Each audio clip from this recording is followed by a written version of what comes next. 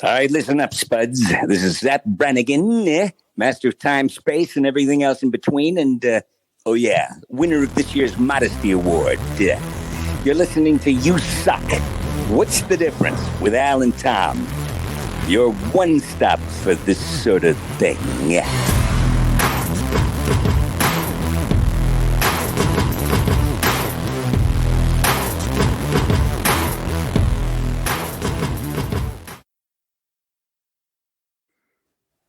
Hello, guys, and welcome to USUK What's the Difference podcast with me, Alex Whiteley. And me, Tom Bruno. Yeah, we're here today because this is what we love to do. We love to do this thing. We meet up every week. We talk to amazing people from all around the world. All around the globe. Doesn't matter if you're in Australia, England, Vermont. We talk to everyone. We don't hold any grudges. We love everyone, I think. Do we? We love them. Do we love everyone? All of them. Okay. All of them. Okay, cool. Yeah, we do. We totally love everyone. We absolutely do. So, Alex, you became very, very obsessed with the show recently, and you've been just all about it, which brought us to our guest. Would you like to do the introduction, my good sir? Absolutely, yeah. My wife is amazing because we've been working on this, on the amazing Pod Aid thing that we're doing soon, and I've been working my ass off trying to fill the schedule, trying to get sponsors, doing photo shoots, blah, blah, blah, blah. I've been so busy. So my wife, Kaz, has been trying to get us in guests, and she was like, yo, Al, I got you someone from Ted Lasso, and I was like, shut up. Don't do that to me, man. Don't you fucking like? She's like, no. I got Zoreaux from Ted Lasso, and I was like, oh my god. And go on. And for anyone on the know, unlike just like myself, who was not familiar with this television show, it's an Apple exclusive. It's very fitting to the show that we do. What's the difference? Obviously, it all started with a conversation between me and Al, where we did not, we speak the same language, but we don't understand the words that we're telling each other. And in very much that theme, it's about an American football coach that goes over to start being the coach of a soccer club, which is you said it. You said the fucking S word. You're not allowed to say that. Fuck football. You. I said club. Okay, I remembered club. Isn't that good? Whatever. Isn't there brownie points in this whole thing for me? I tried. It's just like with my wife in bed. I tried. I cried. Leave me alone. Jeez. So ladies and gentlemen, we'd like to bring to the show Moe Jeudy-Lamour. Thank you so much for joining us. What's up, boys? Thank you for having me. Yeah, this is a genuine, real pleasure because it's very rare we get someone on a show, on our show, from a TV show that we absolutely adore. That's very current as well. Like this thing is trending like crazy. There's even a wiki page. I put it on Instagram yesterday, I think it was, or today. There's a wiki page with all the stats of all the players from Richmond from this TV show. Have you seen that? Yeah. No. Honestly. I'll find it for you. I'll show it.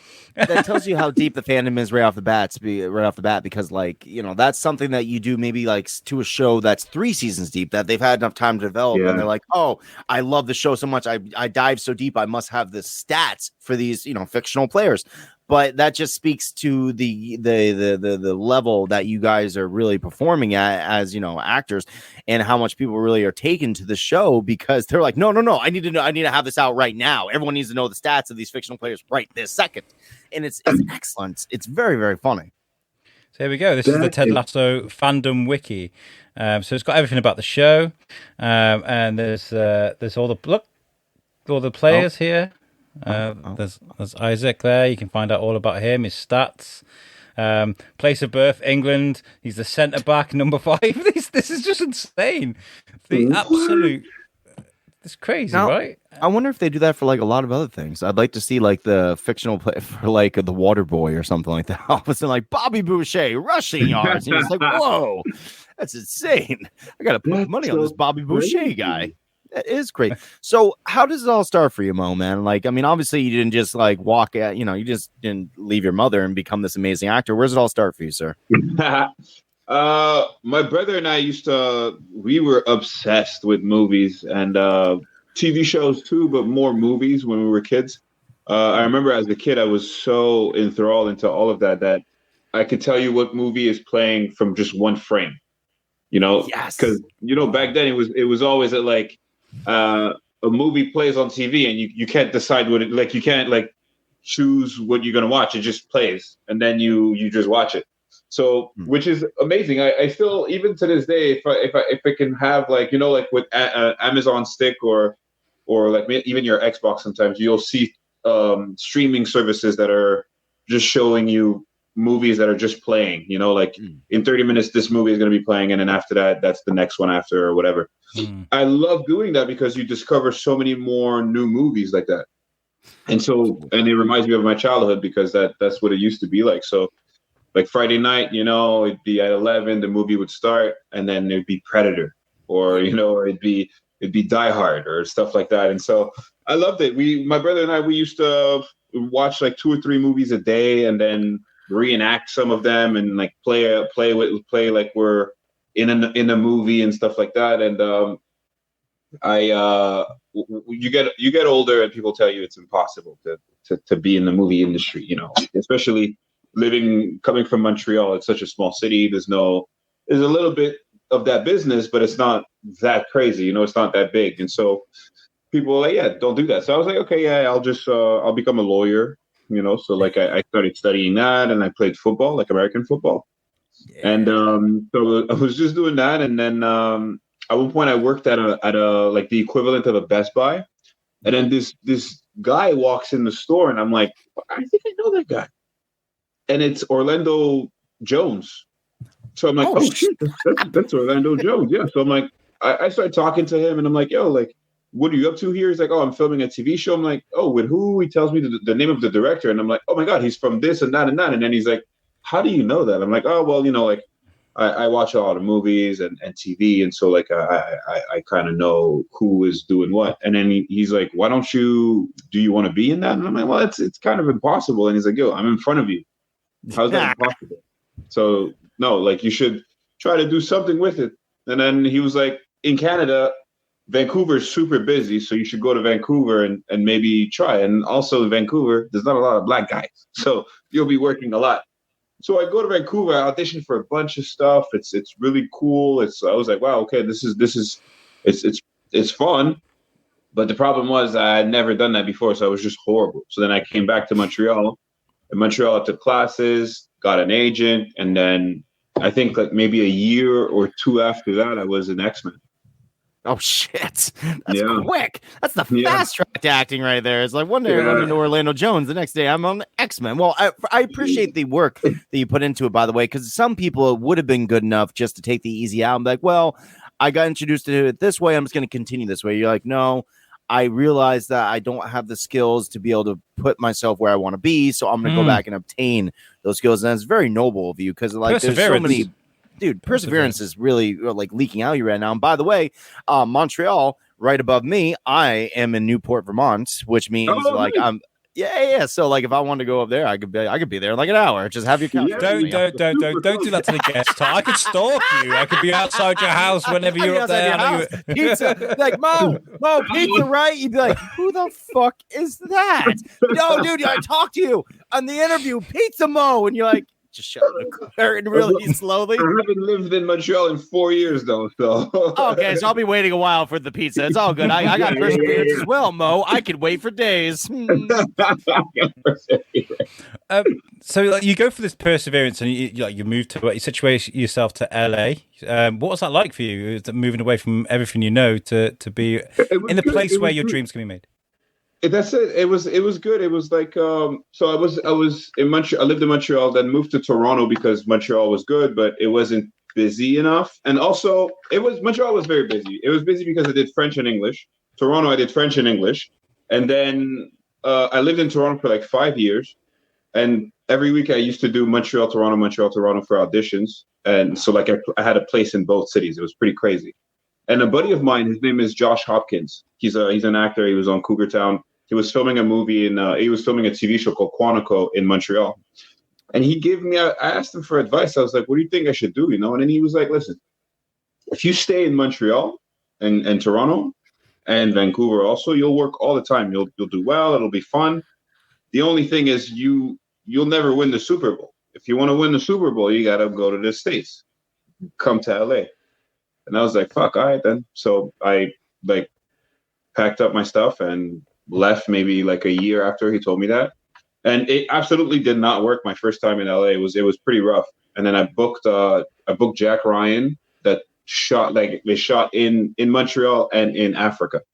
So I did that, and then waited a year, and then came back. And then when I came back, it kind of worked because I did theater for some time.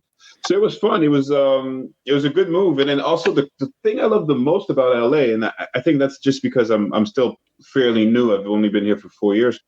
Is that I love the fact that, because I love the business so much. I love movies. I love TV shows. I love theater.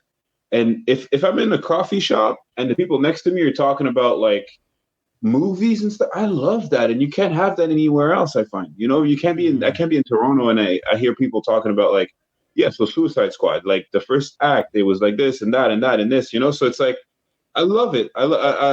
For now, I love LA.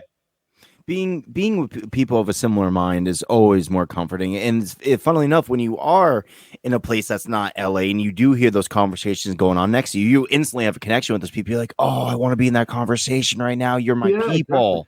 Exactly. Yeah, with my people. Like, oh my God, we can talk about about the thing I love to do the most, you know? Now, when was the Jack Ryan involved? Because I'm gonna inquire about like obviously when was that? That was, I'm gonna say 2017, maybe either 2017 or I think it's 2017. Yeah.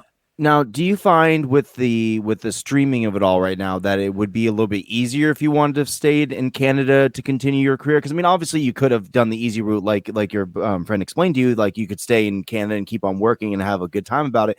But do you feel that with how streaming is going right now and how it's not really so LA centric that you could have made the Super Bowl if you with the way things are now? Would that have been something you could have done, or do you think you really had to move to LA to do what you wanted to accomplish? Well, a buddy of mine is Tim Rozon, who's on. He was on Schitt's Creek. He was also on. Yeah. So he plays Mutt. Yeah. He plays the son of the mayor. He's still in Canada. He's still in Montreal. He's been working like there's no tomorrow. Like he's been killing it, and he never left. He came out here a bunch of times, but he's here. What's up, Alex? I was going to say Seth Rogen and Ryan Reynolds, and there's so many recent now Canadian actors that have smashed it, knocked it out of the park. Yeah, and they're quintessentially Canadian. I think both those guys though they moved to LA very early. Yeah. They smelled the roses. They're like, get me to LA. I think everybody wants to move to LA at one point or another in their life. I want to move to LA. Not me. Not you. Not as a British guy, right? I don't.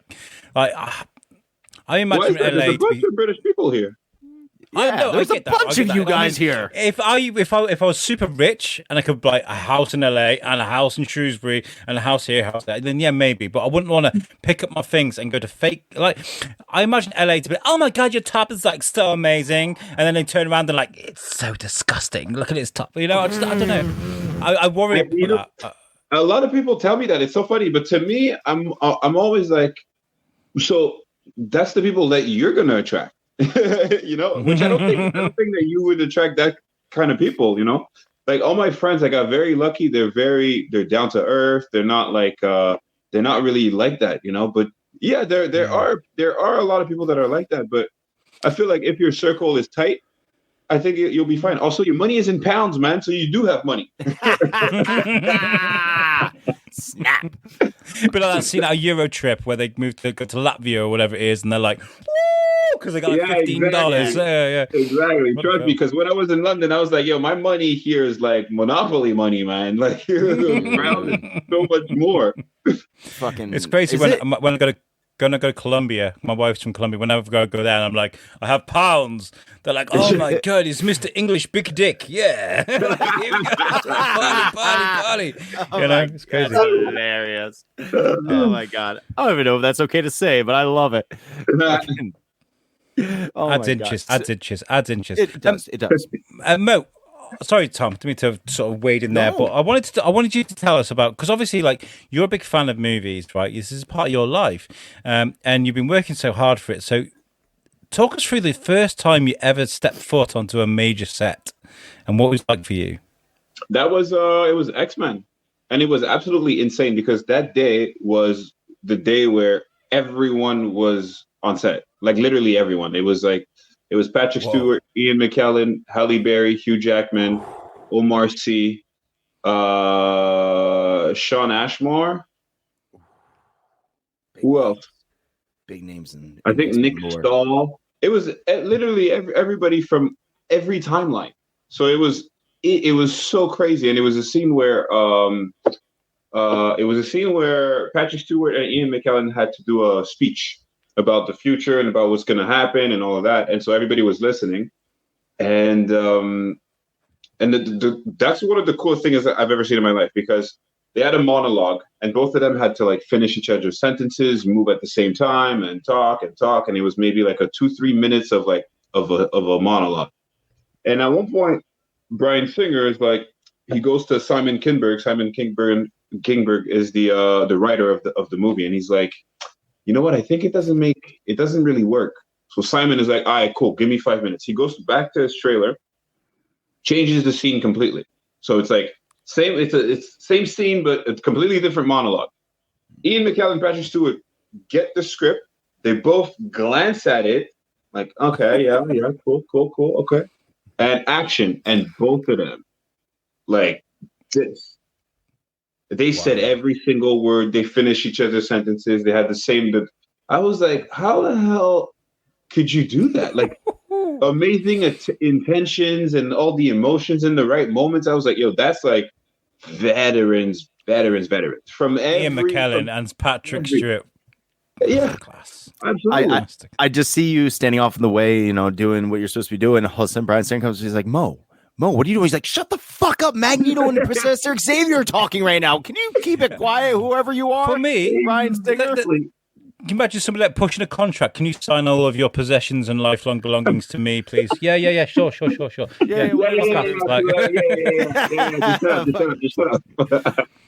What's that like? Because obviously, being a movie fan, you saw the X-Men films, and this is very deep into the sequels. At this point, what's that like seeing people that you idolize and respect act out in front of you, especially veterans of their caliber? It was very surreal, man. But I'm lucky because I realized in the moment, I was like, yo, this is an opportunity to ask questions, man. Like, ask questions, especially again, coming from the, like, it's impossible. So I was like, yo, okay, so Hugh Jackman, I talk to him every day. I was bothering people literally because I was like, okay, so like, what would you say is the best advice for like someone who's like wants to go further in acting? And he was like, do everything.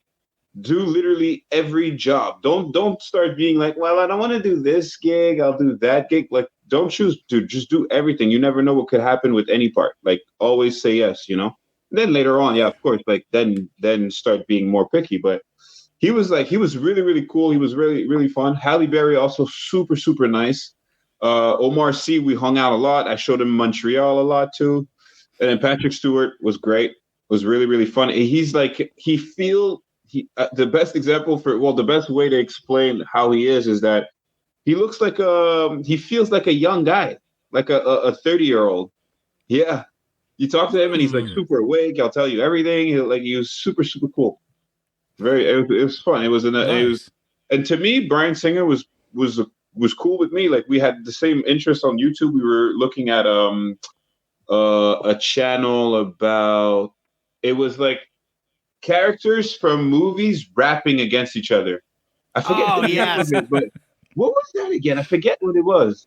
I don't remember, but my kids love that fucking shit so much. Like, I was when you see like Pennywise the clown rapping like Batman shit. My kids love that. So, in other words, you watch the same channel as my kids do. This is how YouTubers become famous, motherfuckers. Fucking Alex, we're missing out. We need to rap. Shut your face, man. I can guarantee you secretly enjoying some of the stuff that his kids watch on YouTube and stuff. But I do. Sometimes I get sucked into weird stuff. Like the other day they were doing something, they were making something out of pancake art, and then before I knew it, I was like, "What the fuck is he? Oh my god, that's Iron Man! That's fucking badass!" I'm trying to like keep it so my kids know. Cool. See, the thing that I'm learning now is like I'm not a big TikToker. Like I don't really like TikTok. I understand the medium. I think it's very, very interesting. But the appreciation that I have for it now is like my wife and my daughter. I like cats and dogs. Like, they're two ladies in the house. They kind of butt heads quite a bit. One of them's getting to that puberty area, fucking whatever. And so they're kind of like butting heads constantly.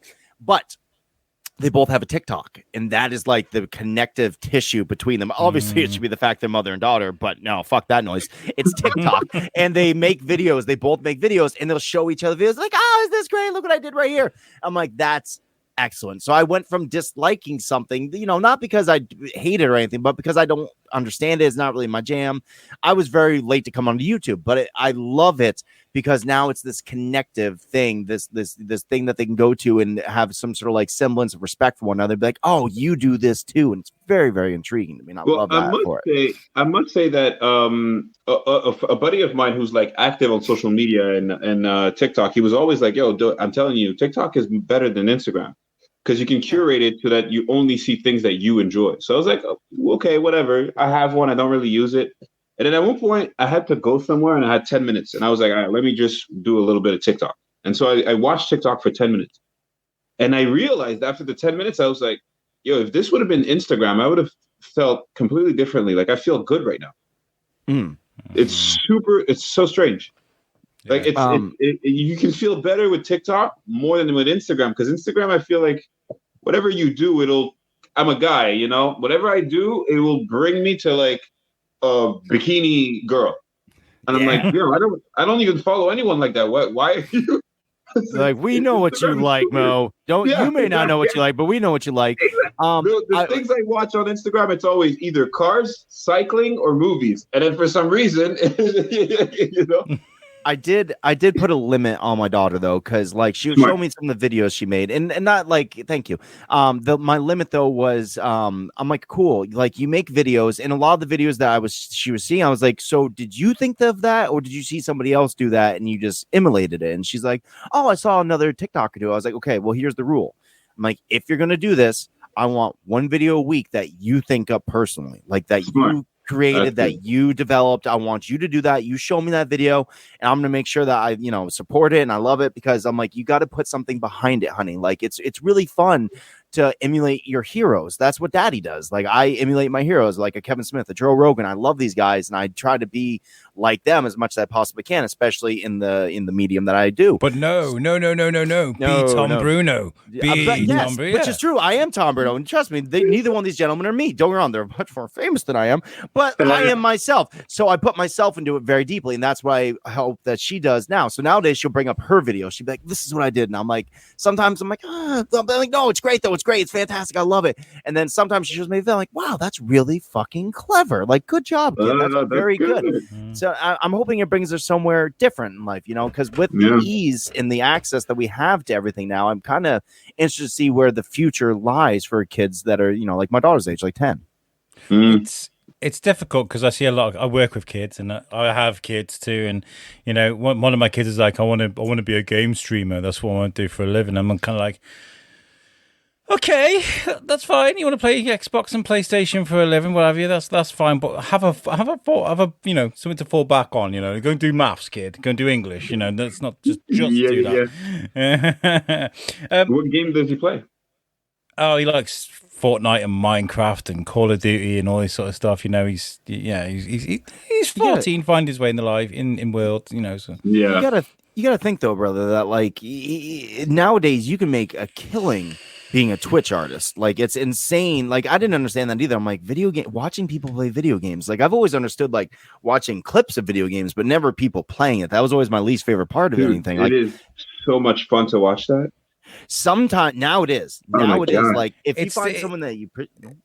I was gonna say it's the forced shit. I'm going to use my Sharpie pen to write a story. Like, you know what I mean? When they start, pushing products and stuff. That's but I don't see it like that. I see it more like if I'm watching like Nick Merckx on play Call of Duty, just like I'll watch the YouTube the YouTube like the long game. Like if you watch Call of Duty Warzone, like one game is like 20 to 30 minutes. I watch Stone Mountain. Yeah. Same thing. Oh yeah, okay. So Stone Mountain. Let's say Stone Mountain. Like this looks like a movie. Yes. And the crazy thing is, and the crazy thing about that, and that's when I think virtual reality is going to get even crazier, is because I watch Stone Mountain and I watch one of his games, and I'm like, that's so dope. But you know what? I can actually also do that. I can go and play, and I can have kind of the same movements, the things that he does. I can have the same guns and shoot it. And sometimes I'll do something almost similar, and you can get there. So you can be a Tom Cruise kind of, So that's why watching them sometimes I've had like movie ideas watching Nick Merckx. So like being like, oh my God, this is such a good idea, it's cinematically, it looks cool. So I feel like maybe I'm just full of shit and I'm just love to like watch stupid shit online. But that's the way I translate it. I'm like, that's why maybe we enjoy watching that. It's just because it's cinematically, it's like an action movie. Fuck yes. I used to love Games Master, which was a program here in the UK where they just have like gaming competitions. And you're talking like, the old Segas and Nintendos and things, and they'd have these massive competitions. I used to love that as a kid. So watching Stone Mountain 64 rip people, and it's the camaraderie as well. He gets all his mates on that are also famous, and they have these great part. And this is what the plan out for USUK is. I wanted to have some nights where we do gaming, we invite our friends, and we invite people to be part of the team, That's what it's all about. It's about bringing people on, and if we're going to suck ass, we'll suck ass together, which sounds terribly wrong. I'm very sorry. But the crazy thing, what you say about community, is that when we first went to, I never played football my whole life. So then when I went to film the show, Jason and I would play. Because Jason and I, we're friends. So like we were friends before this TV show. So we would play FIFA all the time. Yeah, that's it. There you go, sir. Great. Yeah. So we played FIFA all the time, and then the whole team started playing. And we always, like on Saturdays, like during the pandemic, dude, Saturdays and Sundays, we would play for hours on FIFA. And like we all felt like we were all close to each other because we're all talking, we're talking shit, we're joking. It was a blast. So yeah, it does bring people together. There's actually a funny clip I was watching prior to this interview, which was Jason Sudeikis learning how to play football by playing FIFA on the thing. He was sitting there, he's like, I gotta learn the rules of this, and then he's playing against one of the players there on the team. He's like, fucking, I'm gonna, and he loses like 15-0, and it's hilarious. You mentioned virtual reality, and I want to jump back to that really quick. Have you tried any of the new virtual reality yet, like any of the new headsets or anything? I did, but I forget what it was exactly. I forget which one it was. I played a game where you're flying like kind of like a hover thing in a city, and then one where you're in an elevator and you can jump off. Oh, snap! Off the top of the building. Yeah, I was like, this is not cool. What you need to I played this game. It was there was those two games, Portal, and what was the other game that came out on Xbox from the pack? It was Portal and something else, Portal 2, and I can never remember what the heck the other game was. But anyways, my buddy has an elaborate computer setup, and he has an amazing virtual reality, and I hadn't played any of the new virtual reality at all. Like, so I tried it, and I was expecting garbage because that was the last time that I tried it. It was garbage. This time I throw on a headset and I'm like, oh shit, this is really what it's going to be next. And it's so close to being real that it's crazy. It's crazy. Yeah. It's almost Ready Player One. It doesn't even need to be that real though, because like from what I saw, it wasn't even real, but I was in it for like an hour and a half sweating. Oh yeah, absolutely. Yeah. Like, meanwhile, some dude's robbing your house. Like,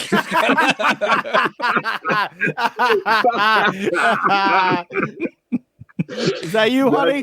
Did you bring the food? Cool. That's hilarious.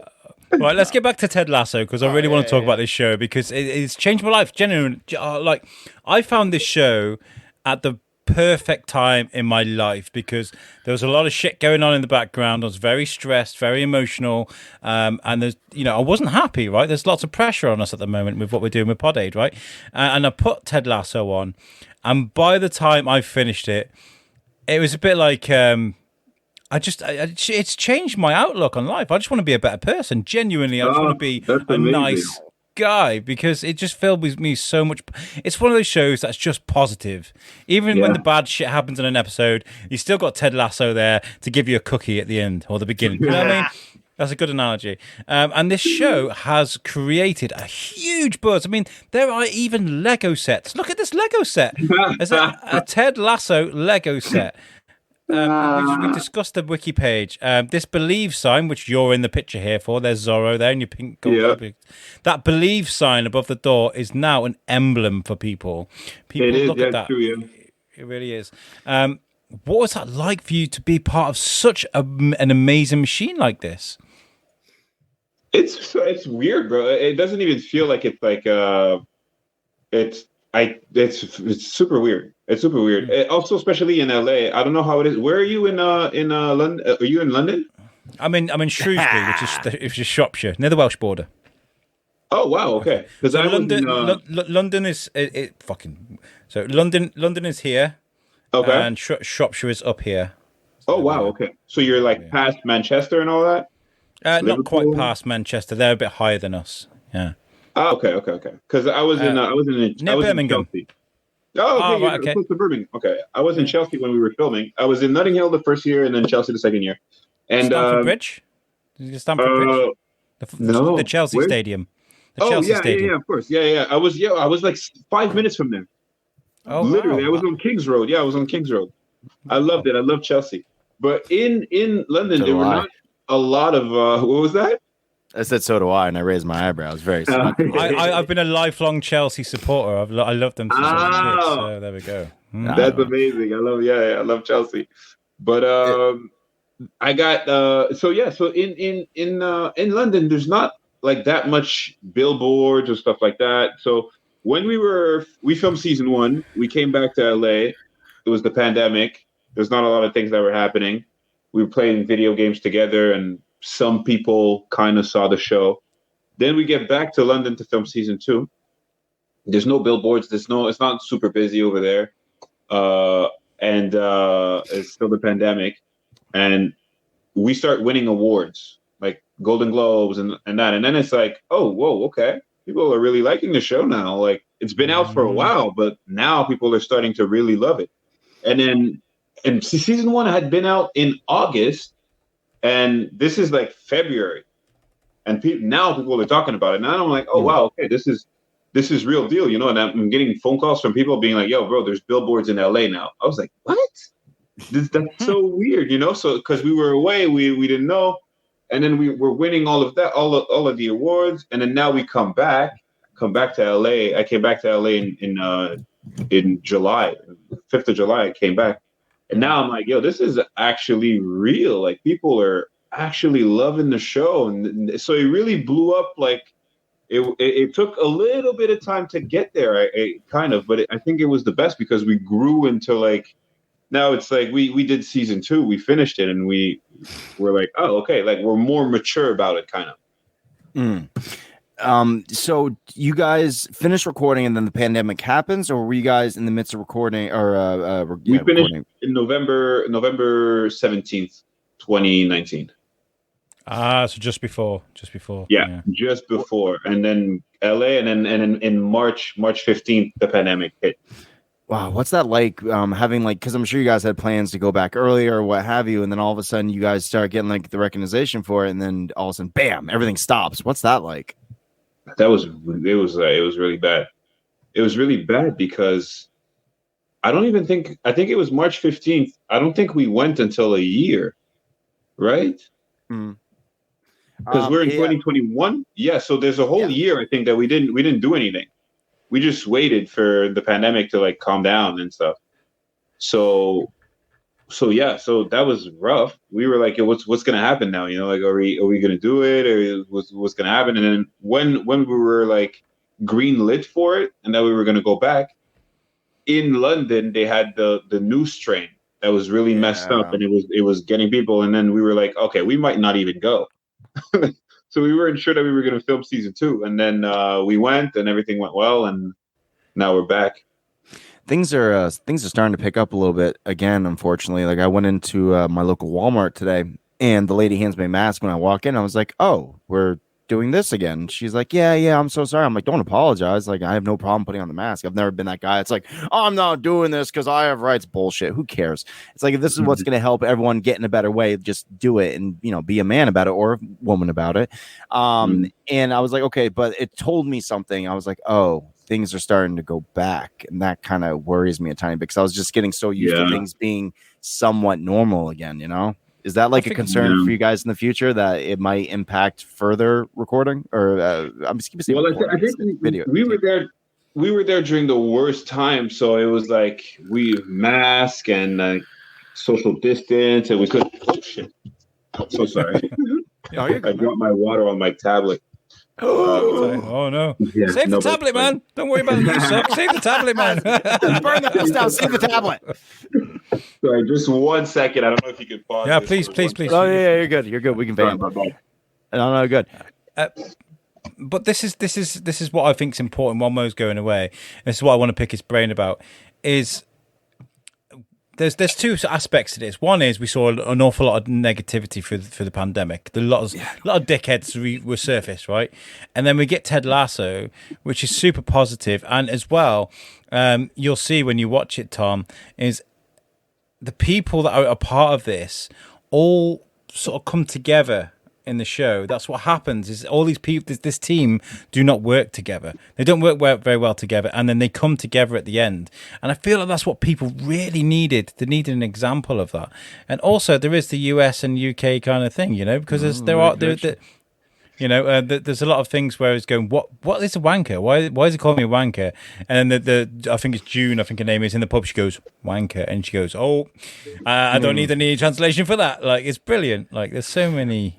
I'm very excited to watch this with Shona now, because like after seeing the bits for it, because unfortunately like as much heart and love as you put behind your explanations of the show, like it just sounded like pretty much what you're explaining it was, and it doesn't do for me what the visuals did, which was I was like, oh, this looks fucking brilliant, this looks hilarious.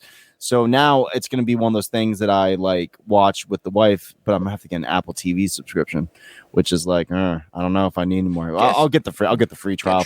Which speaking of which, did you guys know that it was going to be an Apple TV exclusive, or was it just something you did and then they picked it up afterwards, Mo? Oh no, we knew it was going to be an Apple thing from the beginning.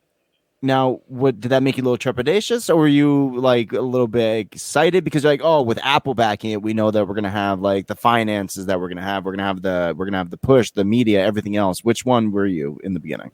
I think it was more like we have no idea, because maybe it's great, but then Apple is like, yeah, no, actually, we're not going to do it. You never know. Yeah, it's true. They're knocking it out of the park, though. Some of the TV shows they're making and movies are really turning some heads, you know. So maybe. Yeah. They've been doing really well now. Did they all come up like, here's an iPad for you, an iPad for you, an iPad for you? Everybody gets iPads. What was that like?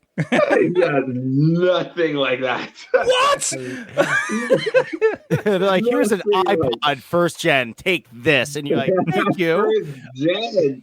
Actually, that's probably super expensive now. Like, that's a classic. Yeah, it's a brick. I mean, those things hold up houses. I'm pretty sure there's a few houses out in the country that are built out of those fucking things, which means they're bulletproof, which is good, right? That's all we want. Bulletproof houses. Very well insulated. Let's talk a bit about football, because obviously this show is football based, and you play the goalkeeper, and there's some amazing footage of you making good saves and stuff when you play Man City at the end there. To spoil it, I'm not going to spoil how it goes, but there's some great shots of you. What did you have to do to prepare for that role? So, funny thing that you say that you're a Chelsea fan, because they got me the goalkeeper coach of Chelsea. Oh, to coach me, yeah. Because I had never played, you know, so I definitely needed someone to tell me what to do. And the cool thing about it, so I played American football as a kid. So like I was a wide receiver, so I was catching the ball a lot. So that's a bigger ball, so it's kind of easy for me to catch it. So he used to tell me, he was like, when you're setting up and you catch the ball, you look like a Premier League goalkeeper. But the moment you fall, we can tell that you're really not. I'm not used to falling like that. You know, like I'm used to falling and I have equipment and it's easier to fall. But then now you're falling and you're like half naked. You know, it's weird. It's like a skill to learn, really. So I'm definitely gonna have to get better at doing that. But it was super fun. It's not the most gracious role for a football. I mean, you know, during the Euros that we were watching, you know, the saves that you make, you never know what's going on. You're going to hit yourself into the post, or you're going to roll over and your shorts are going to ride up, or you're going to get filled. You know what I mean? Like, there's so much that could go wrong. But I think you did a great job, sir. Thank you. That was, but that day that we filmed those, it was 1 a.m. and it was in November. It was like the last week of filming ever. So it was November 14th or 15th or something crazy like that. And it was like minus, I think it was something like -2 or -3. It was super cold.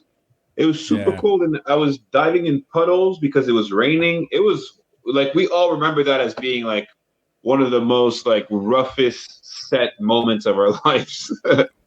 So, having some experience in American football and English football, which do you think is not the harder sport? Which do you think, what's the best way to word this without insulting anyone? Which one's better? Which one? No. Having experience in both, which one do you feel it was a little bit harder to pick up? I think, honestly, I think not even just with football, but like any sport, I would say that probably the easiest to watch is like football, because no, I wouldn't say it. Because we can say soccer, guys. We can say that. You have to learn all the rules and stuff like that. But like, no, yes, like football is so easy to watch. The team has to put the ball in the other team's net. Yeah. And basketball also pretty similar. Hockey also pretty similar. Like hockey, the offside rule is the same as the football, so that kind of makes sense. And it's the non-stopness. You don't stop at all when you're playing soccer, football. You literally up and down, running, sprinting, running. American football's like timeout. If you did that in football, you'd be like, fuck off, dickheads.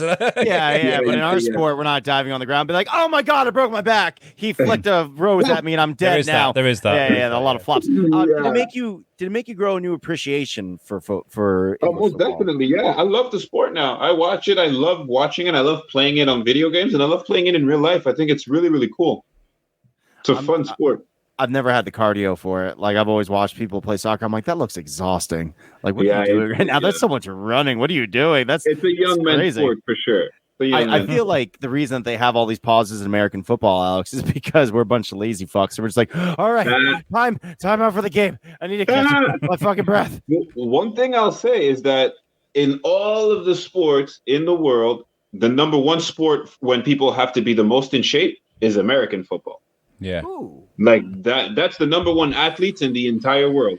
You're going to get some hard knocks, aren't you? It's not just about running around and looking flamboyant. You're going to get fucking nailed. Like, even Tom Brady now and again will get, smashed about a bit. Yeah, exactly. It's your body versus somebody else's body. And everybody is fast. Everyone is strong. Like the big guys in the center, like you think like, oh yeah, it's a fat guy. Yo, that guy runs faster than the regular human being. Like those guys are the fuck did they get Usain Bolt as their center? What the fuck is this all about? I said regular human being. Oh yeah. Well, he's still regular. He's just. That is not a regular human being, dude. That's like superhuman. 0.001% of the world. Didn't he get taken down this year? I mean, I saw like virtually no coverage of the Olympics because obviously the time zones are so vastly different. But didn't he get taken down this year? I don't think so. No, did he do it again? It's a really big shame that, like, obviously the world works in different time zones. That's damn Earth. But I didn't get to see any of it. So, literally, my wife is who my go-to is for the Olympics. She'd be like, "Oh, did you see this?" Like, no, I didn't see that at all. Actually, this is yeah, man. Did you get to see any Olympics this year? Nothing, man. For some reason, I don't know why. I was like, also, it's just I find that sports is hard to watch around the world. Like when I was in London, I wanted to watch UFC. That was at 4 a.m. There's not really any, like the channels are hard to get. You have to pay it with a British credit card. Like, it's like, what the hell's going on? Like, it's so hard to watch things. Yeah. What's up with that card, Alex? Originally, I was going to say, Usain Bolt has a story out today where he has challenged Tyreek Hill for a race. And he said he'll put up one of his medals if he can put up a Super Bowl ring. No way! He said that. I love this, dude. I love the crossing of sports they've been doing. I mean, it all started with what's his face from UFC challenging the boxer. Conor. Yeah. Which was a little bit dumb, but yeah, okay. A little bit, just a little bit, a little dumb. I mean, all right. I can't say dumb because he made so much money. So much money. If you're gonna take a L. Like that's the way to take an L right there, man. Like, oh yeah, don't worry, I lost. I'm gonna go cry myself to sleep on the millions of dollars I just made. Don't you worry. In fact, in his eyes with notes. I bet on myself to lose on top of it. So motherfuckers, I am rich. And Oh like, yeah, I get it. Oh yeah. Rich as fuck. So what? I mean, this TV. I was talking about while you were fixing your tablet, drying your tablet, about the feel good aspect of this show and how important that was to everybody that's watched it recently because of all the negativity we've had. It's been a shit year for most people, 18 months, whatever you want to say. And one of the standout stories is obviously Nathan, the guy that, I don't want to spoil it for Tom, but Nathan has a great story in this. Did you guys read the script and think, oh, this is so good, this is nice, this is good, Yeah, well, it's weird because you can read the script. I remember reading the first episode of season 2, and I was like, "Wait, what? What are we doing?" No, I was like, "No, there's no way. What the hell?" And then I watched it, and I'm like, "Oh, what? Yeah, of course." Like this makes so much sense. Like it's. I like how you're trying to explain it right now and trying to respect me because I have not seen it yet. And you're like, well, we got to explain because you both know what you're talking about. And I'm like, yeah. I guarantee, Tom, you're going to watch this show and immediately after you finish it, you're going to want to talk to me about it. That's actually, funnily enough, I'm gonna want to talk to Mo about it. Be like, hey, Mo, remember me? I'm that guy. I'll go outside your house for pizza. I'm not in Montreal, bro. Oh shit. Well, you'll be back eventually, right? I mean, I'm in the park, Montreal. I'm in the red light district. Meet me here, strippers. Kid, I got pizza. It'll be rotten by the time you get here. But we'll talk about Ted Lasso. It'll be excellent. You be Tom. You just wait right there. I always wonder about actors because I know some people get weird about watching back their own shit. Have you watched Ted Lasso back? Or can you do that comfortably? Yeah, of course. Yeah, because I'm not like I'm not a lead on it, so like I'm not in it on every frame. I think maybe that would be different for me, but I can watch it and sometimes I forget. Like the episode 4 that came out yesterday, I was like, I forget. Completely forgot. Like, gun to my head right now, you ask me what happens in episode 6, dude, I have no idea. Like, I don't remember. Like we filmed that. Everything that you're seeing on TV right now, it's something we shot back in like February, So it's like, of course, yeah. I can watch an episode and completely forget what I'm doing in it and then just have a blast and just live with the characters for a minute. Amazing. Nice. And looking at your IMDb, there you've got multiple roles. You're so versatile. There's even a picture here. Can you explain what this is, by the way? Are you in a suit here? Yeah, it was for a commercial. Yeah. Yeah. You remember when I said the Predator earlier? I was like, oh my God, this is like basically the Predator. Nice. Look at that. Yeah. That's a pretty sweet ass suit. I do like that. That's pretty cool. Yeah, it was really fun to play that, actually. That was really cool. You've done voice roles as well for video games, and whatnot. What's next for you? What and where would you like to go with it? Your career? It's like it probably what every actor wants, like it's your name then the name of the movie. I grew up in the 90s. Like I watched movies with like Wesley Snipes, Bruce Willis, Arnold Schwarzenegger. For me, to become an action star, it would be the best, Just make sure you pay your taxes. That's the only thing. They come after everyone. Absolutely. Blade got hit. I'm just saying, dude. That motherfucker's a vampire hunter, and they're like, "Yo, pay your taxes." He's like, it's very true. And like you're a guy that has faced the impossible task of becoming an actor in your own mind originally, and then you overcome that, and now you're doing amazing things. What would you say to anybody that was in your situation now as an actor, especially coming out of the pandemic? There's got to be a lot coming out the waterwork now. Oh, I could be an actor. I've been practicing at home during the pandemic. What would you say to young aspiring actors? Take classes. Take classes. Make sure that you're very, very good, and not only as an actor but also business wise. Like know who you're seeing. Like when if you're going for a meeting, know who they are, what they've done before. Like be knowledgeable about the business. I think that's super cool to make connections. Like wait, this actor was in this movie that was produced by this person, and then they worked again with them, and then this and that. You're like, oh my god, that's so cool. It's like I love seeing like where this person was discovered and what happened after and stuff like that. I think it's amazing to see. Good advice. But also be good. Be a good actor. Know your lines. Hit your mark. Be a good actor. Yeah, good.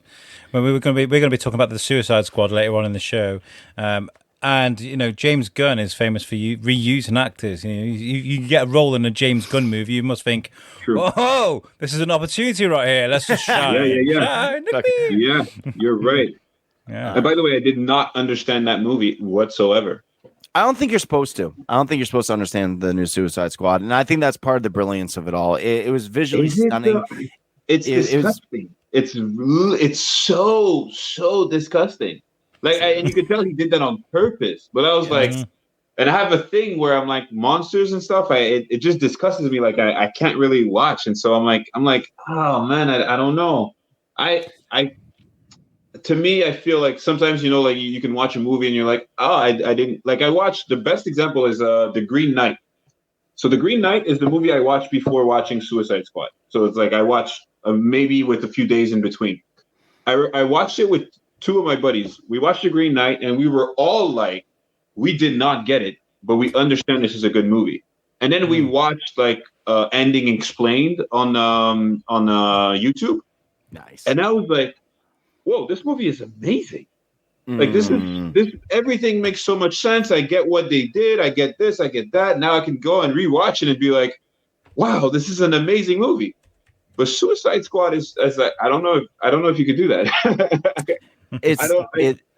I didn't get it. I like it for a couple reasons. We're gonna get into it in a couple seconds. But I liked it, especially because when you have something to compare it to, like the original Suicide Squad movie, it's not hard to like this movie in a lot of ways, just because it's so vastly different. But Mo, man, I gotta say, dude, like, one, it was an absolute pleasure meeting you. You have been an obscenely great gentleman by coming on and doing the show with us. I look forward to actually watching Ted Lasso, because prior to this, it was just Alex explaining why he loved the show. Watch the fucking shows. I get it. After all this, I am just incredibly, I feel incredibly fortunate to have met you, sir, and do this interview. Yeah. So thank you very much for the time that you've given us. Thanks for having me, guys. Thank you. Yeah. Where can people like follow you? Do you what's your where can they keep track of you, good sir? When not in the weird way that I want to. A pizza. So my Instagram is Moe Thursday Love. It's basically my name but in English. And then on Twitter it's Moe Thursday. Good name, man. All right. Yep. Well, we make friends on the show all the time. People come back, so I want to say maybe in 12 months' time, I might be like, "Yo, Mo, come back on the show." Yeah, absolutely. Let's do it again. Absolutely. Yeah, that'd be great. Okay. No, I was going to say. No, you. Yo. Yeah, what we tend to do now is we let our guests go because we're going to geek out about the Suicide Squad, Jungle Cruise, and Turner and Hooch, which I've been loving recently. I don't know. Yeah, not really. So, well, thank you very much for joining us. Ladies and gentlemen, Moe Jeudy-Lamour, thank you so much for joining us. Thank you, boys.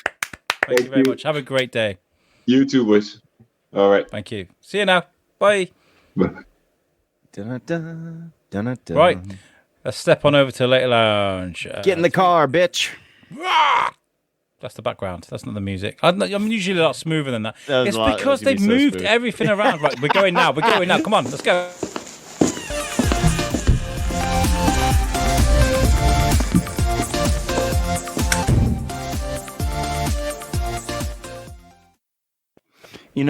If we're gonna ride in your fucking Bentley over here, Alex, don't you think you could at least pick up the G strings off the floor?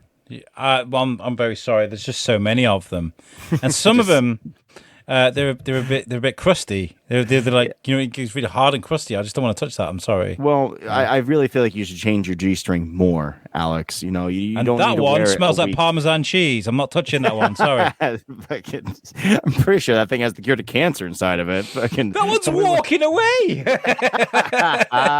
Come back, Mr. G-string. Come back. Oh my god, that was excellent, dude. Fucking what an amazing guest. Moe is great. What a great guest that was. I mean, thank you, Kaz, again. For that. Yeah, she's great. So yeah, I mean, movies. Moe was talking about how much he loves movies, and throughout both me and Tom, I could see it in the cogs turning. In Tom's like, we like movies too. We do like movies too. You're like us. We're all friends in the same fraternity of movies. Oh. Movies? Did you say movies? Oh, you like movies? I like movies. I like movies. I like movies. So you watched Suicide Squad? Yes, I did a bit. I'm watching a few things this week. I'm kind of, I don't know if people are going to watch this and be relieved at it, or they're going to be like, "Oh, what a lazy fucker." And it's not, it's not something that normal people do. But I've been teaching myself to enjoy myself again. I've been trying to learn how to relax a bit more because, like I mentioned very briefly with talking to Moe's, there is a lot of pressure with us at the moment with what's going on with. Pod Aid. So yeah, it's been difficult. So yeah, I've got a new routine every Saturday before I do my night shift on the Sunday. I have my own personal movie night, and I'll sit and I'll watch something. Last week I rewatched Chef with Jon Favreau, which is an amazing film. And this week I was like, let's watch the Suicide Squad. Let's do this shit because I've been seeing so much shit about it. Some people like it, some people hate it. It's either love or hate. I feel like it's a lot of unwarranted hate. By the way, like I watched it and I thought it was fine. It didn't give me the laughs like I would expect from a gun film, but it's so much better than that fucking piece of shit Suicide Squad movie that they came out with. It was terrible. It's so terrible. And I had a conversation with one of my coworkers last night because he was fighting for the reverse. He's like, no, that first Suicide Squad movie is so much better than this one. I'm like, you fucking nuts! Like, what the fuck movie were you watching? You listen to. Okay, so let's talk about Clerks 2 when they talk about Lord of the Rings, where it's just a bunch of free movies of walking and then whoop, that description of Lord of the Rings. That's what Suicide Squad was for me. It's a lot of walking and a lot of posing. That's all it was. And Cara Delevingne doing some weird shit and helicopters getting shot out of the sky by nothing. It was a horrible movie. Whereas this, there are bits that frustrated me. Really, really frustrated me because are we going to go spoilers on this or what? I mean, yeah, let's spoilers. Go watch this fucking movie before you listen to this and go ahead. Number one, Pete Davidson deserves more than that. Absolutely deserves more than that. Yes, he does. That was fucking amazing, though. They killed him so fast. Guys, I'm here. Gone. Like, I fucking love that. But that was like some of the better shit about it because they didn't take themselves seriously, unlike the other fucking Suicide Squad movie where they're like, we're going for Oscars in this bitch. This movie, like, no, we're gonna treat it like a real weasel. Fucking like. We're gonna throw in a weasel, dude. That was fucking amazing. I love Idris Elba. I thought he was excellent. I love the whole opening sequence where they just have a bunch of people dying. It was very Deadpool, and I thought that was excellent. They set it up so this is all going to be about Savant. Rooker there, and they were like, oh, they started off with him, and then they get him there, and it's like it's all looking through his eyes and what's going on, and then bam, gone. It's like, fuck you. You didn't know where it was going to go. And I think that was very much by purpose, and it was a brilliant move because it went to Team 2, and it's all about Team 2. It wasn't even about Harley Quinn. And that's the most spectacular thing about this film is Waller set Team 1 up to be the sacrifice, the decoy. Rick Flag and Harley Quinn were the decoys. She didn't give a fuck about them. It was all about Team 2, and I thought that was despicable. I hated Waller by the end of this movie, but you're supposed to hate Waller. Yes. Oh, yeah, you know. And I really dug I liked Harley Quinn more in this movie than I did in the prior movies with her in it. Like the first couple, I was like, oh, really? That's what we're gonna do? But this one, she was just so fucking brutal. That gunning scene with her just walking through there, fucking just The flowers behind her and stuff. fucking dude shooting that fucking dude right off the bat, dude. It was so. She's like, I've had bad experiences, man. Fucking bam! I was like, that is Harley Quinn. That is fucking Harley Quinn. Show me more of that, less of everything else. This movie was fun, and that's something that these DC movies have been lacking for the last fucking 20 some odd films they've been doing. Like, with the exception of like a little bit in Aquaman, that was a little fun, a little bit in Wonder Woman, that was a little bit of fun, but they're missing out. Was just a ride, an absolute ride. Shazam was probably like the better of like the examples of those fucking films, but like for the most part, it's all drab and drag and fucking sorrow, and they can be more than that. And I really feel like this shows that they can be more than that. And I love that about this fucking film. Why do you think people are hating on this so much? I think there's just weird, and it's meta as well. It's huge, and like Disney DC divide. I don't know what it is. If it's DC and you're a Marvel fan, you've got to hate a DC movie, and I think that's straight up. I think it's embedded in people before they've even watched the film. But there are people shitting on this movie that haven't even seen it. I'm not going to see it. I'm not going to watch it. It's fucking awful. Have you watched it? No, because I was ready to hate this movie. I don't know if you remember, guys, but I fucking hate the first Suicide Squad. Really do, right? So I was going into this thinking, this is going to be terrible, but I actually really enjoyed it. And do you know why? Because they didn't give a shit. It was like the equivalent of a 5-year-old grabbing their action figures and just bashing them together. Yes, That's exactly what it was, and that's such a good analogy for it. Because, and you know what, they needed it. They truly needed it because, like, everything else was just so serious. Like, and why so serious? Well, because we feel like that's how we make money.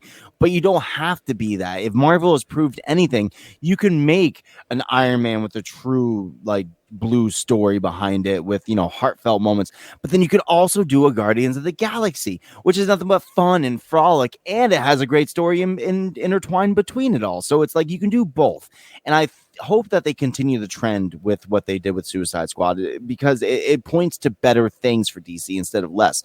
If anything has been a big complaint the last like 10 years with these movies, it's that they really understand the animation and all, but they don't understand fucking movies. And I feel like this movie shows that they do understand movies if they give the right people the correct roles for it. Absolutely. The one thing I did find upsetting is the one redeeming role I thought for the first Suicide Squad was Captain Boomerang. I thought he was brilliant. And then they straight up, bam, gone. I hated that. That really hurt. But what I did like is that he's got these big ass fucking actors playing Alan Tudyk. Did you see Calendar Man for about half a second? Yeah. And he's just winking at someone like, all right, like in the background. I was like, that's fucking Calendar Man. Just walk him off. It's Alan Tudyk. Like, what? Like, brilliant. Question. Brilliant. Did you, like, I had this argument last night. Do you think this is a sequel? No, I think it's just another comic book. Yeah, it's just another comic book. So you read comic book, the first run. I know it was 5-6 comic books. Hey, that was great. It's fantastic. They did the mission. Pick up the next Convergence comics. Bam, you read that one. It's just another comic book, and that's how comic books are supposed to read. Yes, I agree with you 100%. That was my big argument last night because I'm like, well, would you say that Justice League is a sequel to Batman v Superman? And they're like, no. And I'm like, but you find this Suicide Squad to be the sequel to that one. Why? Well, it has the same characters. Harley Quinn's in it, Boomerang Man's in it. I'm like, yeah, but fucking Batman vs. Superman and Justice League have the same characters in it too, but you don't consider that a sequel. So why do you consider this to be a sequel? And I find it to be its own complete separate entity, just as well as you just very well pointedly said. It should be played out like a comic book, and that's what they did. They're like, okay, so we have the same characters played by the same people, but it's a completely different fucking story. It's a completely different feel, and that's what comic books do, and they did it very, very well. So I agree with what you said. And they give you characters that you care about this time as well. I mean, King Shark knocked it out the park. Absolutely, I love Stallone. Stallone was just brilliant with that hand. Stewart. Tom's walked off, and he can hear me. Is that who played fucking the shark? That was fucking really? I didn't even realize. Stallone, yeah. That's hilarious. I'm about to go back and rewatch it and be like, oh shit, it's Rocky. Motherfucker, go. And, Idris Elba, I haven't cared about Idris Elba for a very long time because I think he's very hit and miss. Like, even as Heimdall, I've kind of like, okay, it's Heimdall, it's great. But he's not really like swinging on things and shooting people and smash. It's a bit of sword fighting, that's about it. But as Heimdall, I thought he was like, yeah, okay. Whereas as this, he was absolutely brilliant. I thought his weapons were fantastic. The way he just didn't give a shit. Bam, bam, bam. Like, I love that so much. And I like how he really insisted upon not being another Deadshot, right? Like that was the thing too, is they wanted him to play Deadshot. He's like, no, I'm not gonna play Deadshot. I'll play somebody else that's like a Deadshot. So I appreciate that about him, that he didn't want to like take the food out of another actor's mouth by taking over his character. Like, no, if you're gonna have me do this role, I'm gonna be my own character, which I really appreciate. It's good stuff. So if you you go first. No, you first. I want the Suicide Squad. I want them to start using like A-list like bad guys. So I think the Thinker is probably and Harley Quinn are probably as high as you're going to get with the King Shark, I guess, as well. It's pretty excellent. Let's have some speedsters. Let's have some. I don't know. Let's have Sinestro or something. Someone that's like you recognize as the opposite of. I mean, Deadshot was probably a good one. Deathstroke would be great. Yes, Deathstroke would be excellent. Okay, so two things about this. One, what would you give this for a rating out of 10? Let's say out of 5. Out of 5. I do letters, don't I? I always do letters. Yeah, sure. Give me a letter. Do you know what? I'm going to be really generous. I'm going to give it a B because, I've been quite hard with these letter ratings and stuff. But when there's a point when you get into it, I say the first third of it is very slow. It's very slow. You're kind of like, okay, come on, get on with it, like. And then you see the giant starfish and all the things falling on people's faces. So first of all, I was thinking Rick and Morty. I was like, oh, someone's going to sue someone. Like, but like, there was a point when it's kind of like, that's it. This is a comic book now. Like, they're blowing up buildings. You've got you've got the Thinker getting ripped in 4 pieces. You've got so much shit going on. All these people looking up and the starfish are falling on their face, and then they're having to mow people down because they're all this like hive mind now. It was just brilliant, and for that, it made me switch off. And I'm going to give it a B for that. I agree with you. B is definitely an excellent rating for it. If anyone's on the fence about watching this movie, watch it first before you start getting thoughts and feelings about it. Because if you really like that first Suicide Squad movie, that's fine. And you'll like this movie. If you really did not like the first Suicide Squad movie, you're going to love this fucking movie because it's nothing like that movie. And it does some clever stuff that's not been done before as well. They walk into that camp and they fucking murder everyone in the most ridiculous ways. You've got John Cena and Rick Flag, Peacemaker and Rick Flag, and they're like trying to have a show off to see the best ways they can kill people. Oh, it's an exploding bullet, bam! And it's fantastic.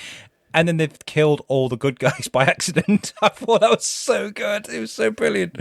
Now, the second question is, do you feel like this opens up with this movie doing what it does, do you think it really kind of opens up the doors for a Thunderbolts movie? Are you familiar with who the Thunderbolts are? No. Thunderbolts is the Suicide Squad of the Marvel Universe. So they take all the bad guys and they force them into, fighting for the forces of good. Venom's usually part of Thunderbolts, things along those lines. Do you think that we could see something like that in the future? Well, I think the MCU is looking at all kinds of possibilities for all kinds of content, aren't they? And What If is proving that, they're already talking about, let's give Peggy Carter her own Captain America movie now, off the back of that What If. Oh, excuse me. Why not? What I would like to see after seeing Ratcatcher 2 is a squirrel movie, a squirrel girl movie. Squirrel Girl, yeah, I know, right? Squirrel Girl. I watch this. Squirrel Girl. Looks, dude, that'd be excellent. Because they're not rats, they're not disgusting, they're squirrels. How cool would that be? I mean, when you see all those rats chewing that fucking, that guy, by the way, we've got a kaiju up in here. When you see those rats just chewing it from the inside out, you're thinking, oh my God, can you imagine if we had this on the MCU? Like watching Squirrel Girl go up to the likes of a Thanos. Or, that'd be fucking amazing. How could he win? Like, I don't know. How did fucking Scarlet Witch win? How did anyone win? Fucking Captain Marvel. She's just like, look at me. Rain Thunder. Oh, that's a good scene. That was a good fucking scene. We should watch that again. It was a really good scene. That's the best thing as well, is I got to clear off all my hard drive from all the MCU Disney shit because I got Disney Plus. I was like, oh, extra space on my hard drive, yo, bam, 100 gig, whatever, gone. the next film I watched today was I thought we watch a family movie together, and that was Jungle Cruise with The Rock. Emily Blunt, the Rock, and fucking what's his name? Jungle Cruise, Jack fucking Whitehall. There we go, Jack Whitehall. Now we've been talking because Jack Whitehall is a well-known comic from here in the UK. He's very calm. He's always been like. He's very funny. Sometimes he can be absolutely fucking brutal. His stand-ups are on Netflix. Definitely worth a watch if you can get him. But he's been on TV here for a long time. We know Jack Whitehall.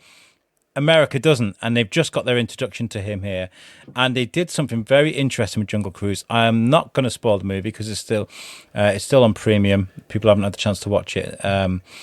They make him openly gay in the thing. It's set in 1916, which is obviously they keep digging at Emily Blunt for wearing trousers. That's how much they're like, oh, she's not allowed in the room where they're trying to get funding for this cruise because it's a scientific society and women aren't allowed. It's that kind of era. So to be openly gay in that era would have been just straight up illegal. Of course. And so he's having this conversation with Frank Wolf, aka The Rock, that he's like, I had to tell this girl that I had no interest in her or anyone else like that. And he was like, oh, like that. And he's like, yeah, like that. So, but they made him super strong. He punches The Rock. He's like, oh my fucking God. He's like, just like your sister, you got a hard punch. And there's a scene at the end where he's right, I've had enough of you. And he rolls up his sleeve and he kicks the fuck out of this guy. They made an openly gay character strong and confident. And I thought that was really, really good. But he's really good in it. Now, give me a story. What's the plot line in this movie? Because obviously, I'm only familiar with the Jungle Cruise as the ride in Disney World, which, if you've ever been on that ride, it doesn't really tell a fucking story. So, what's the story behind this? It's Jumanji meets Pirates of the Caribbean. You've got there's this expedition to find this tree that can cure any disease. It's got petals on it that has a bit like Black Panther type stuff. You know, you kind of, if you've got heart failure, you take the petal and it cures you. These 400 years ago, these conquistadors went over there and they tried to murder everyone to try and get the thing, get this tree or find out where this tree was. And the jungle, and they got cursed. They got cursed by this tribe, so that the jungle they had to always be facing or seeing the river. And if they went away from the river, the jungle would drag them back. So they're alive for 400 years, but they cannot leave the river. And so they're cursed to constantly be alive watching this shit. And it's actually really good. It really is good. There was parts of it I was kind of like, okay, this is dragging on a bit. But towards the end, it really does kick in. And my lad was laughing. He was enjoying it. Couldn't take his eyes off screen. And we had a good family time. So I enjoyed it. Is it on Disney Plus? Disney Plus Premier, so you'd have to pay a few quid, or you can go to the cinema to watch it. This is why I'm not going to spoil it. I really am not. So yeah, fucking, I'm not gonna spend $30 on that fucking movie. I'll wait for it to come out on Disney Plus original. You know, fucking that way. A lot of people are doing that, and I think that's why Scarlett Johansson's kind of trying to sue Disney at the moment. Is not only is she a greedy fuck, and she's been paid by Disney for over a decade. Yeah. She's like, well, where's my money for Black Widow? I wanted some of the gate receipts, so to speak, you know, and they chose. But what else are you going to do? They couldn't have held Black Widow on for any longer. They couldn't have done that. They got plans. They're like, well, we've got to do stuff. Do you know what I mean? So it's a difficult one, isn't it?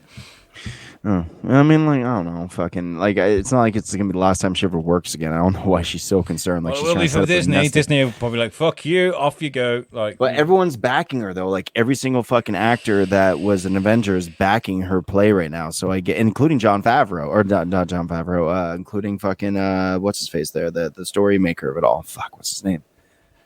He's been involved in every MCU thing. What's his fucking name? Oh, you put me on the spot now. I know, put myself on the spot. MCU showrunner. People our listeners are like, fuck you, it's this.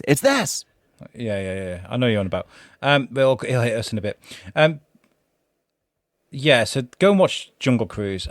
The other thing we watched as well, which was taking me by surprise, I didn't want to watch it. Timmy wanted to watch it, so we put it on.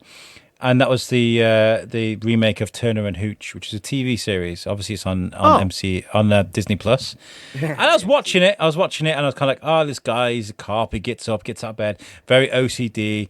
He's got one of those fucking vacuum things running around on the floor, what they call the Ruba things. He takes his protein. He's very tired. He's a cop. He's like, and then he ends up with a big dog that slurps everywhere and chews everything and breaks everything. And he's just like going out of his mind. And I'm like halfway into this first episode, and I'm like, is that Josh Peck? Is that fucking Josh Peck? So I look, and it's Josh fucking Peck from Drake and Josh, and he's skinny as fuck. You don't even. I watched the whole half of this episode, and I didn't recognize him. Wow. Honestly, speaks leagues to what happens when you lose a little bit of weight. Fucking people don't even recognize your ass no more. How'd he do? I haven't seen him forever. Is he on par? It's fun. This is a cop drama. It's a bit like Brooklyn Nine-Nine, but made for kids. If you not for kids, but for adults.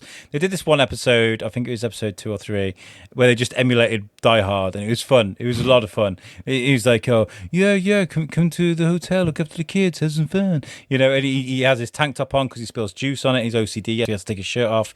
He takes his shoes off because I don't know, something happened to his shoes. So he's walking around and he breaks a glass, and he's like, "Ah, shit!" He steps on the glass, and he's having to run around in this hotel and save the day. It's quite cool. That's amazing. I love that. Love it quite a bit. Fucking we're coming up on there, dude. Fucking so obviously, like, definitely check out Jungle Cruise. Definitely check out Turner and Hooch, apparently, because Josh Peck's in it, rocking it out. Definitely check out the Suicide Squad, all these fucking things, and absolutely 1000% check out Ted Lasso. Like, if you guys are not, based off this interview alone, if you're not going on watching it like I am going to after this, I don't know what you're doing. You better check your motherfucking pulse, guys, because that shit sounds excellent. It is. I'm going to quickly bring up this picture of Josh Peck now, and you tell me. That's Josh's dick. No. Oh shit. Wow. Did they superimpose him on the fucking onto what's his fucking face? Tom Hanks. No, that's the original one. That's not the original one. That's the one. If I say that dog's definitely not original, that guy's long gone now, buddy. But yeah, let's check that out. But yeah, should we tell some people about some shit that we got going on? We're doing. Fuck yes. Okay, let's talk about Pod Aid. So yeah, Pod Aid is this huge thing that we're doing. How far are we ahead? So in a couple of weeks. We were doing Pod Aid, and like it's giving me butterflies just talking about it because I'm working constantly to try and make sure this thing works. So on the 29th of September at 9 a.m. we're going to go live. I think I've decided now we're not going to do live all the way through. I think what we're going to do is do hour-long slots but keep going, if that makes sense. So here's the next one. So that's what we're going to do there. But yeah, 9 a.m. till 9 a.m., 24 hours podcasting from the 29th of September to the 30th. And this is all in order to raise money for Lincoln Davis. They're a Shrewsbury Cancer Fund. And you may be asking, why are they doing this international podcast to raise money for a local community in Shrewsbury? That's because I want you to do the same, motherfuckers. Okay, if you've got if you create content, if you've got a game streamer like Stone Mountain, or if you do your own stuff, if you've got a podcast, a blog, if you do whatever you do, if you can do something to affect your community positively, that's what we want to do. So we've been working hard with Reach, who are our main sponsors. They're doing our marketing, our PR, the logos, social media. They've been amazing. They've designed our logo, and they're running our social media for us. We have our again, here comes that picture of Alfie. We have our studio as our venue here, thanks to Shrewsbury Town, the community. We're using their community hub there. We're going to sexify that room. We're going to make it look great. We've got equipment coming to us from Stage and Studio Shropshire. So Trevor there's going to give me some state-of-the-art cameras. We're going to look good. And we've got, I think I've just finally filled up the schedule. It's full now. And I've today, I need to find it.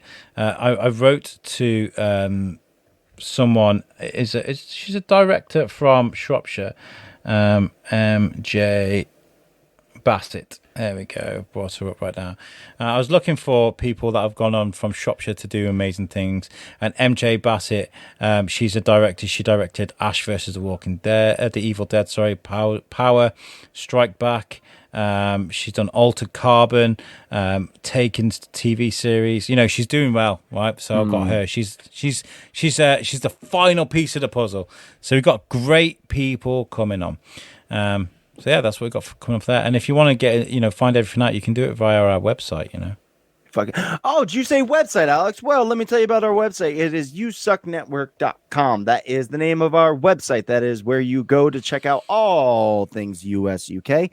You can find this show, What's the Difference, with Al and Tom, where we bring on amazing guests. Like we just really had Moe on from Ted Lasso.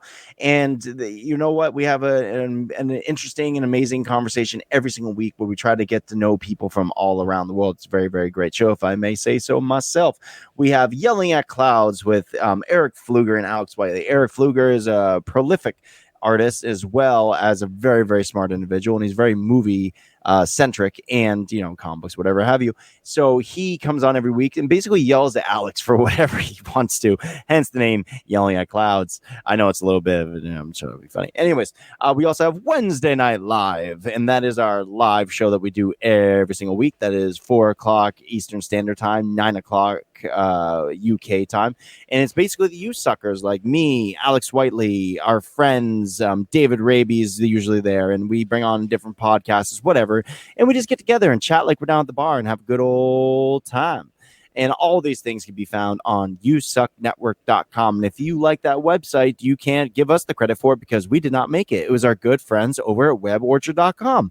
WebOrchard.com, they are a business that makes websites for people. That's all they do. They don't make peanut butter and jelly sandwiches, motherfuckers. They make websites, and they are goddamn good at it. If you have an Etsy and OnlyFans, if you sell pictures of your cats or your feet or whatever the fuck you do, you need a bigger online presence, because the fact is that social media will never be enough.